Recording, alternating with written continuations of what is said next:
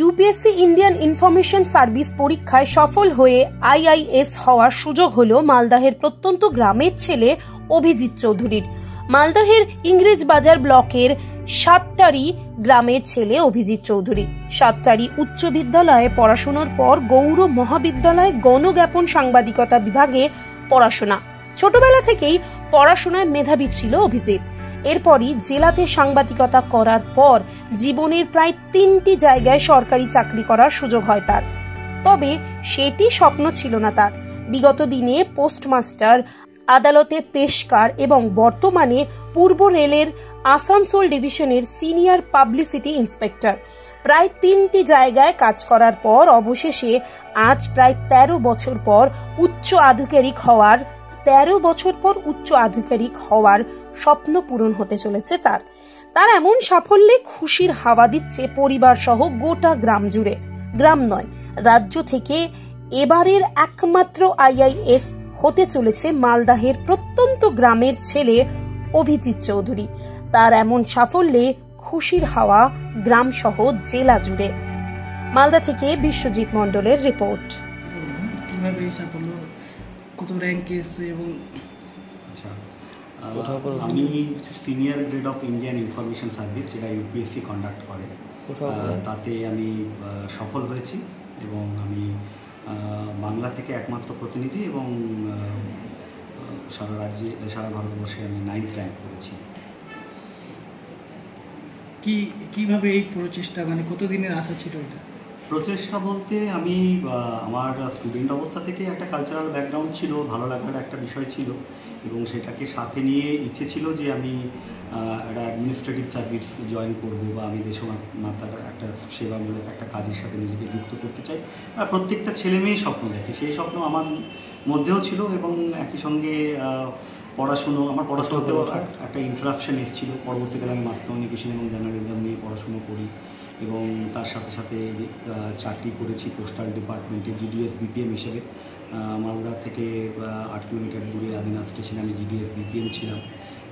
কাজ করেছি আমি মালদা জেলা আদালতে 9 বছর কাজ করেছি। তারপরে এই মুহূর্তে ইস্টার্ন রেলে আমি চাকরি করছি পাবলিক রিলেশনস ডিপার্টমেন্টে অ্যাজ সিনিয়র পাবলিসিটি ইন্সপেক্টর। আর পড়াশোনা করেছি আমার মাধ্যমিক পর্যন্ত আমার গ্রামের স্কুলে, সাতটারি হাই স্কুলে। তারপরে উচ্চ মাধ্যমিক পাশ করেছি মোথাবাড়ি হাই স্কুল থেকে। মাস কমিউনিকেশন এবং জার্নালিজম পড়াশোনা করেছি, মানে গ্র্যাজুয়েশন স্তরে করেছি গৌড় মহাবিদ্যালয় এবং এমএ পাস করেছি আমি গৌড়বঙ্গ ইউনিভার্সিটি থেকে।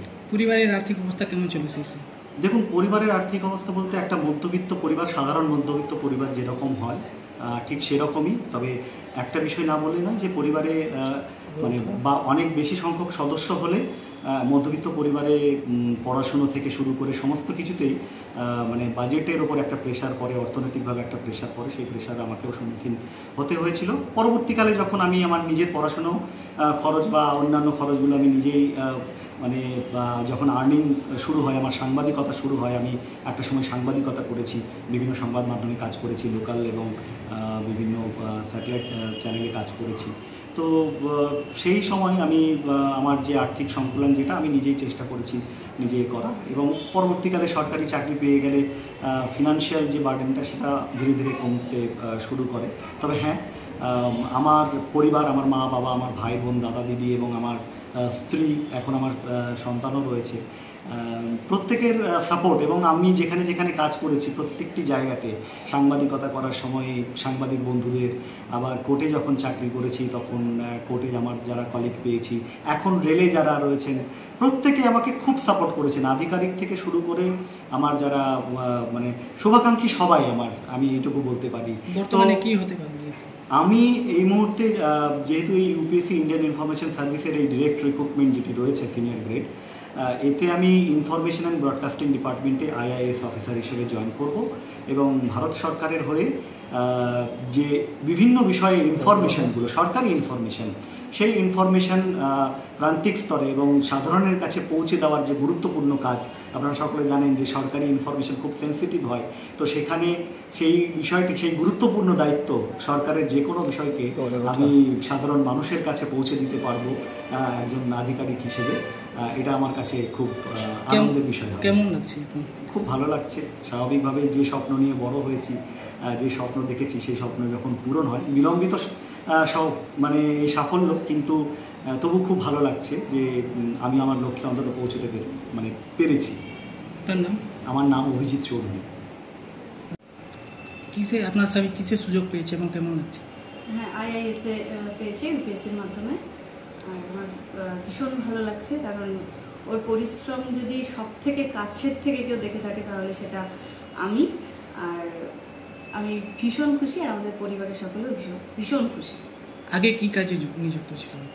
এর আগে তো রেলওয়েতে ছিল সিনিয়র পাবলিসিটি ইন্সপেক্টর হিসেবে, আর তার আগে ছিল মালদা ডিস্ট্রিক্ট জাজ কোর্টের পেশকারবাবু হিসেবে, আর তারও আগে ছিল পোস্টমাস্টার হিসেবে। কোথায় পড়াশোনা হয়েছে তার? কীভাবে? গৌড়বঙ্গ ইউনিভার্সিটি থেকে মাস কমিউনিকেশনে মাস্টার ডিগ্রি করেছে, আর গৌড় কলেজ থেকে হচ্ছে গিয়ে মাস কমিউনিকেশন নিয়ে তার আগে পড়াশোনা করেছে। কীভাবে মেনটেন করতেন এই যে পড়াশোনা এবং কাজের সঙ্গে, এটা কিভাবে মেনটেন করতেন?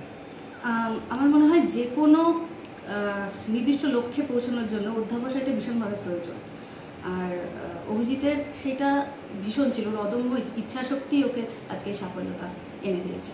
কেমন লাগছে পরিবারের সদস্য হিসেবে? আমি ভীষণ গর্বিত, আপ্লুত, আর এই অনুভূতি ভাষায় ব্যক্ত করতে পারছি না। আপনার নাম? অঙ্কিতা মজুমদার। খুব আনন্দিত আমরা সবাই, পরিবারের তো সবাই আনন্দিত খুবই।